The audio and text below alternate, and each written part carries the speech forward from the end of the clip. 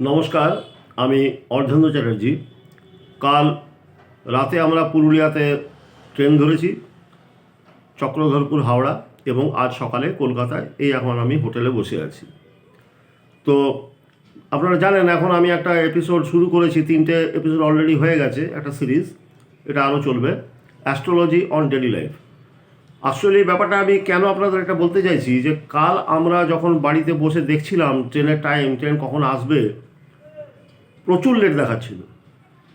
মানে মনে হলো যেন রাত 12টা নাগাদ ট্রেনটা ঢুকবে। অ্যাকচুয়ালি ঢোকার কথা 9:10 রাইট টাইম, সেখানে ট্রেনটা ঢুকবার কথা প্রায় 12টা এরকম দেখাচ্ছিল।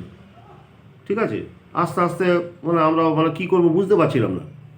অন্যান্যবার কী হয়, যেহেতু 9:10 রাইট টাইম ধরে আমরা মোটামুটি 8:30 15টা নাগাদ আমরা বাড়ি থেকে বেরিয়ে যাই। এইবার আমার মনে হলো যে আমি আগে দেখে নিই থ্রু অ্যাস্ট্রোলজি ট্রেনটা কখন আসবে।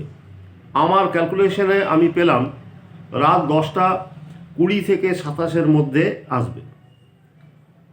সেই অনুযায়ী শুধুমাত্র এই অ্যাস্ট্রোলজির উপর ভর করে আমরা ঘর থেকে 10টার কাছাকাছি বেরোলাম। চিন্তা করুন, যেখানে ট্রেনটা রাইট টাইম 9:10, আমরা ঘর থেকেই বেরোচ্ছি 10টার কাছাকাছি, শুধুমাত্র অ্যাস্ট্রোলজির এর উপর বেস করে। এবং ট্রেনটা যখন প্ল্যাটফর্মে ঢুকলো, প্রথম আলোটা যখন আমি দেখতে পেলাম, তখন ঘড়িতে বাজছে এক্স্যাক্টলি 10:26:30, জাস্ট 27-এর একটু আগে। মানে একে আর কি বলবেন, শুধুমাত্র অ্যাস্ট্রোলজির উপর বেস করে আমরা 1-1.5 ঘন্টা দেরিতে আমরা ঘর থেকে বেরিয়েছি, নর্মাল যেভাবে আমরা বেরোই। এবার তো এটা গেল, এবার হাওড়া পৌঁছবে কখন ট্রেনটা, সেটাও মাথায় এলো। কিছু কম বেশি হতে পারে, কারণ আমি তো মনে মনে ক্যালকুলেশন করছি, আমার কাছে কিছু নেই পেন অ্যান্ড পেপারস। আমার এক ছোটোবেলার দিদি কাম বন্ধু, আমরা একসঙ্গে বড় হয়েছি ছোটোবেলা থেকে, রাধা নাগ, বিখ্যাত লেখিকা রাধা নাগ, ও হাওড়াতেই থাকে। আমি ওকে সঙ্গে সঙ্গে ফোন করে জানালাম যে এই ব্যাপার, কিছু এদিক ওদিক হবে, হয়তো 10-15 মিনিট এদিক ওদিক হতে পারে, কারণ আমি মনে মনে ক্যালকুলেশন, যে প্ল্যাটফর্মে দাঁড়িয়ে ক্যালকুলেশনটা করেছি। তারপরে কি হলো সেটা এবার ওই রাধার কাছেই শুনুন। অর্ধেন্দু আমার ছোটোবেলার বন্ধু, আমার খুব ক্লোজ ফ্রেন্ড। আর আমার জ্যোতিষের হাতে করি অর্ধেন্দুর কাছেই। ছোটোর থেকেই দেখেছি ও খুব ট্যালেন্টেড। কালকে রাতে হঠাৎ ওর ফোন, বললো যে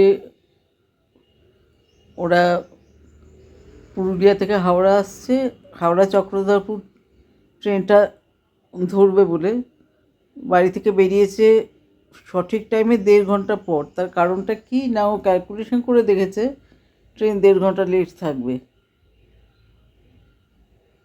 মানে কতখানি কনফিডেন্স, চিন্তা করুন।